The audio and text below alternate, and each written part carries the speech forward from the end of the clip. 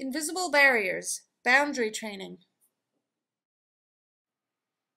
This exercise is not only a great safety exercise, but it's a great way to teach your dog concepts.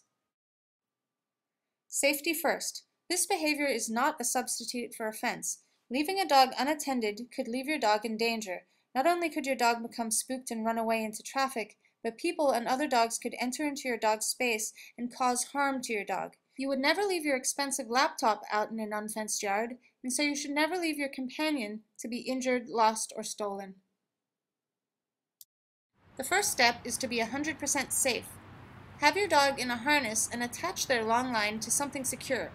If you're near a busy road, make sure that the dog can't get into the road where they can get hurt. Set the dog up to be 100% right every time at the start. Break the barrier up into small sections that you work on one piece at a time. Encourage your dog to move around in the space you've selected.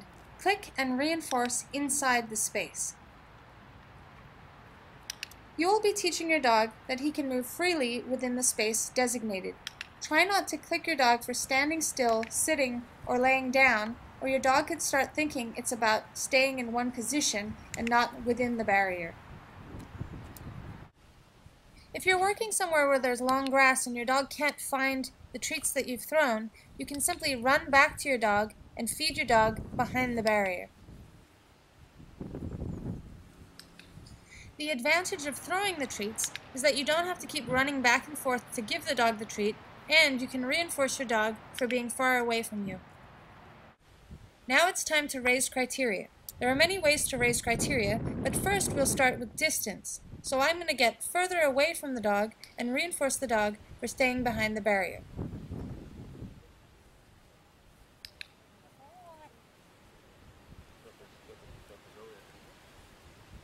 If you raise criteria too quickly and your dog comes over the barrier, there are many things you can do.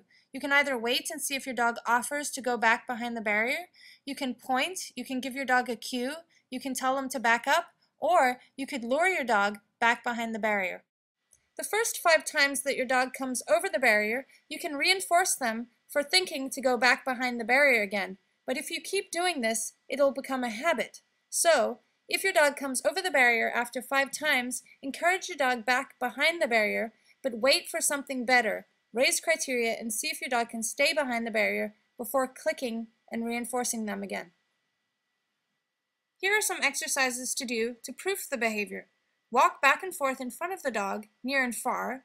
Walk through the area and then out, stopping at first.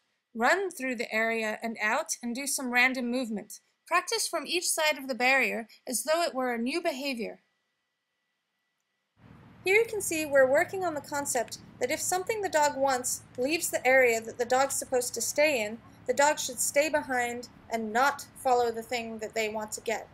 To do this, you click and feed your dog as you leave the barrier before the dog has a chance to leave the barrier himself, and then you wait the dog out and see if the dog will stay as you move forwards.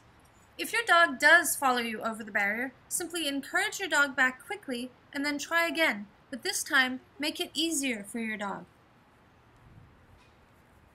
Here you can see I'm making it easier for Trish by stopping, reinforcing, and then moving forwards.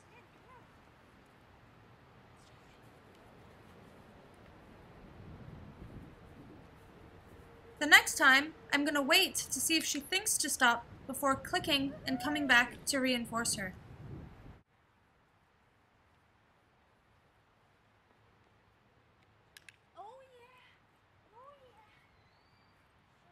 This is Trish's first lesson of barrier training. As you can see, dogs are highly intelligent and can understand complex concepts.